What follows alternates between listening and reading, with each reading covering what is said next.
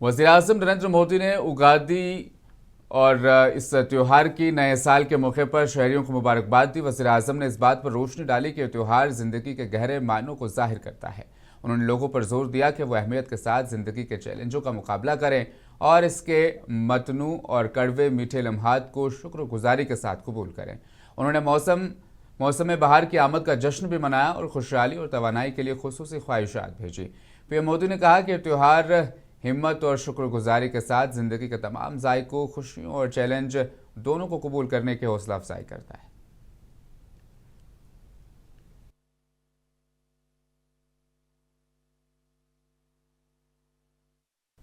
आंध्र प्रदेश के सीएम चंद्रबाबू नायडू ने भी उगादी त्योहार के मौके पर तेलुगु अवाम को मुबारकबाद पेश की। वज़ीर आला ने कहा कि मुझे पूरी उम्मीद है कि नया साल आप सबकी जिंदगियों में नई रोशनी लाएगा। मेरी ख्वाहिश है कि आप और आपके ख़ानदान के तमाम अफराद को अच्छी सेहत और दौलत नसीब हो, आपकी उम्मीदें और तमन्नाएं पूरी हों और आपकी ज़िंदगी कामयाबियों के समरात हासिल करें।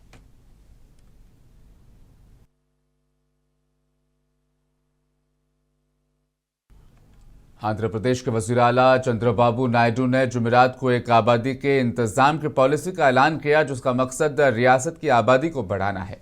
उन्होंने खानदानी निज़ाम को मजबूत करने की ज़रूरत पर जोर दिया। इस मौके पर चंद्रबाबू नायडू ने कहा कि पहले कहता था कि एक बच्चा अच्छा है, वो ठीक है, जबकि तीसरा बच्चा ठीक नहीं है। ताहम अब मैं कहता हूं कि एक से नहीं, दो अच्छे हैं, जबकि तीन बेहतरीन हैं। नायडू ने मुश्तरका खानदानी इक़दार को फ़रोग़ देने और ऐसे निज़ामों की हौसला अफजाई के लिए इक़दामात की मनसूबाबंदी करने और तमाम लोगों को इक़्तिसादी, समाजी, सेहत की हिफाजत फराहम करने के लिए अपनी हुकूमत के अज़्म का इरादा किया।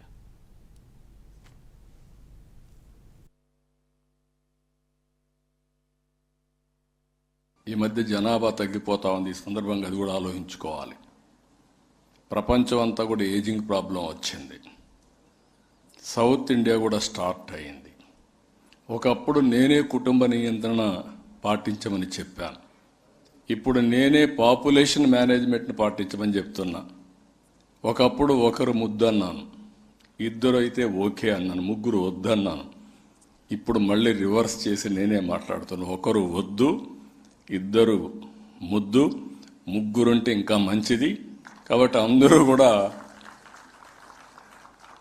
మళ్ళీ ఆ దిశగా పోతే తప్ప జనాభా పోయిన తర్వాత మన సెల్ ఫోన్ల కోసమో రోబోటిక్స్ కోసం మెషిన్ల కోసం పనిచేసే పరిస్థితికి వస్తాం.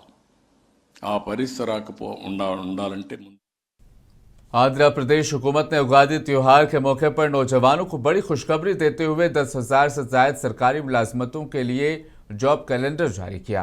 रियासत के वजीर बराए इंसानी वसाइल नारा लोकेश ने इसका ऐलान किया। लोकेश ने कहा कि इस जॉब कैलेंडर में 10,060 आसामियों की तफसीलात, नोटिफिकेशन की तारीखें और दीगर अहम मालूमात शामिल हैं। वजीर ने यकीन दहानी कराई कि तमाम भर्तियाँ तयशुदा शेड्यूल के मुताबिक मुकम्मल की जाएगी और इम्तहानात के निसाब का भी बर वक्त ऐलान किया जाएगा। नारा लोकेश ने कहा कि उगादी के मौके पर रियासत के नौजवानों के लिए जॉब फेस्टिवल का ऐलान किया जा रहा है, जो रोजगार के मौके फराहम करने की जानिब एक अहम कदम है।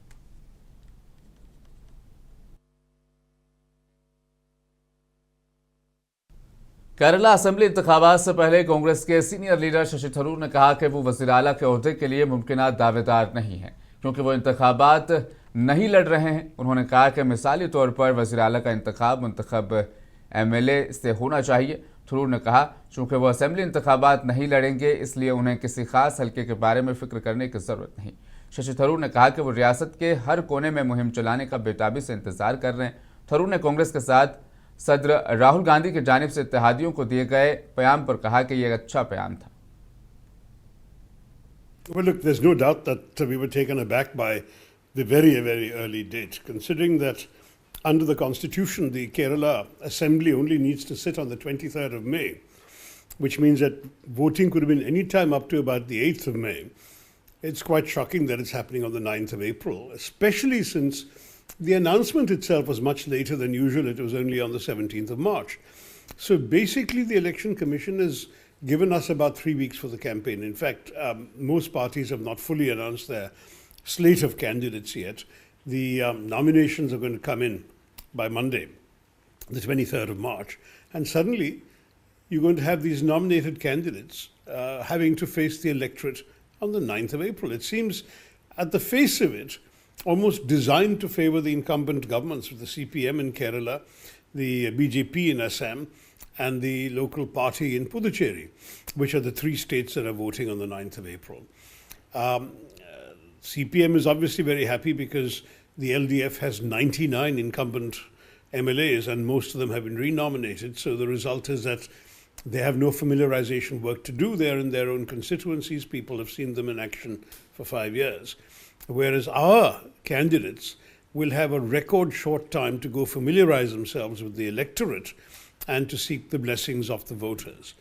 In these circumstances, it's more uphill for us. But on the other side of the fence, there's 10 years of anti-incumbency against the LDF government. There's spectacular failures, financial crises, corruption scandals, all sorts of issues that have turned voters off the present government. And on top of that, if the Congress party and the UDF allies can project a positive vision for Kerala of the future. BJP ने Kerala assembly इंतखाबात के लिए 39 उम्मीदवारों पर मुश्तमिल अपनी दूसरी फहरिस्त जारी कर दी। इस फहरिस्त में अहम रहनुमाओं समेत मुख्तलिफ हलकों से उम्मीदवार बनाए गए हैं। पार्टी ने साबिक रियासती सदर और मिजोरम के साबिक गवर्नर शेखरन को भी उम्मीदवार बनाया है, जबकि नेटिला सेट से सी मुकुंदन को टिकट दिया है। बीजेपी की जानिब से जारी फहरिस्त के मुताबिक तमाम जगहों से उम्मीदवारों को अब उतार दिया गया। इसी तरह से मंजीरी सीट से पद्मश्री एम गणेश को टिकट दिया गया है, तो वहीं रेणु सुरेश को भी यहां से उम्मीदवार नामजद किया गया है। पार्टी इससे कबल अपनी पहली फहरिस्त में 47 उम्मीदवारों के नामों का ऐलान कर चुकी है। बीजेपी की जानिब से मुसलसल उम्मीदवारों के ऐलान के साथ रियासत में इंतखाबी सरगर्मियां भी तेज हो गई है।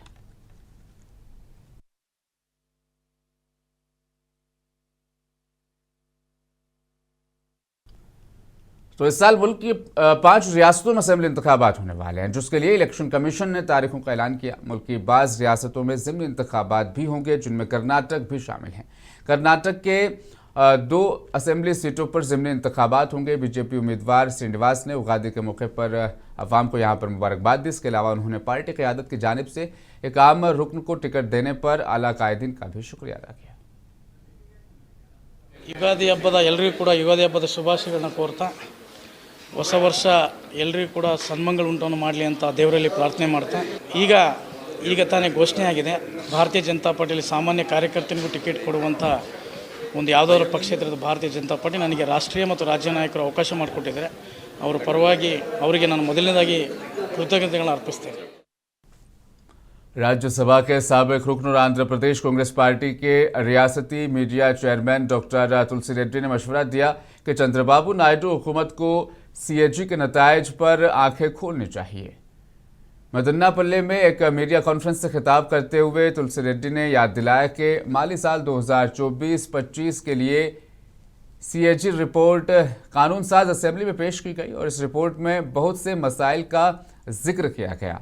उन्होंने कहा, वाईएसआरसीपी हुकूमत 2024-25 माली साल के पहले 2.5 महीनों के लिए इक़्तिदार में थी, जिसके बाद मखलूत हुकूमत अगले 9.5 माह तक इक़्तिदार में रही। रिपोर्ट में वाज़ेह तौर पर कहा गया है कि रियासती हुकूमत में माली नज़्म व ज़ब्त का फुक़दान है, रियासत में माली इस्तेहकाम का फुक़दान है, रियासत का मुस्तकबिल तारीख है और मुस्तकबिल एक मुश्किल वक्त है। उन्होंने कहा कि ये ख़तरे की वार्निंग्स है।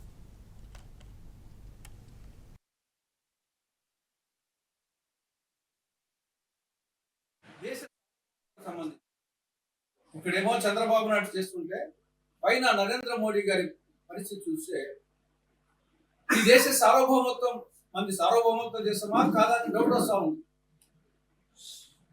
మన స్వాతంత్ర ఉద్యమం చేసిందే దానికోసం, లేకుంటే బ్రిటిష్ వాళ్ళు అయితేనేమి అమెరికా వాళ్ళు అయితేనేమి బ్రిటిష్ వాళ్ళ కింద బానిసలుగా బతకలేకనే మహాత్మా గాంధీ మిగతా స్వాతంత్ర సమరయోధుల ఆధ్వర్యంలో స్వాతంత్ర పోరాటం జరిగింది। ఒక సర్వసత్తాక సార్వభౌమ దేశంగా ఉంది। మన పీఠికలోనే, రాజ్యాంగ పీఠికలోనే మన సావరెన్ కంట్రీగా చెప్పడం జరిగింది। కానీ ప్రస్తుతం మోడీ గారి ప్రభుత్వంలో ట్రంప్ వచ్చేసి ఈరోజు భారత ప్రధానమంత్రి ట్రంప్నా లేకుంటే మనం నరేంద్ర మోడీని అనుమానం వస్తాం. ఎవరి దగ్గర పెట్రోల్ కొనాలా, ఎవరి దగ్గర డీజిల్ కొనాలా, ఎవరి దగ్గర గ్యాస్ కొనాలా, ఎవరి దగ్గర మిగతా వస్తువులు కొనాలా అని అమెరికా చెప్తే, ఎవరి దగ్గర కొనొద్దని చెప్తే దాన్ని వచ్చేసి మనము పాటించాల్సిన దుస్థితి. దీనికి స్వాతంత్రం పోరాటం ఎందుకు, స్వాతంత్రం ఎందుకు? కాబట్టి నరేంద్ర మోడీ ఈ దేశాన్ని సార్వభౌమ దేశంగా నిలబెట్టడానికి ప్రయత్నం చేయడమా, లేకుంటే నీ చేత కాకపోతే ఆ ప్రధానమంత్రి పదవి నుండి దిగిపోవడమా చేయడం. ఇది ఫండమెంటల్ క్వశ్చన్. దేశ సావరెంటీ, ఆత్మాభిమానము, ఆత్మగౌరవము, సావరెంటీ పోయిన తర్వాత మనిషి బతికితేనే సస్తేనే వచ్చేసి దేశం ఇంకేం ఉంటేనే తినేదానికి కాకులు కుక్కలు పోతాయి బతకం. మనిషి బతికేదానికి సార్వభౌమత్వం పోగొట్టుకోవాలా?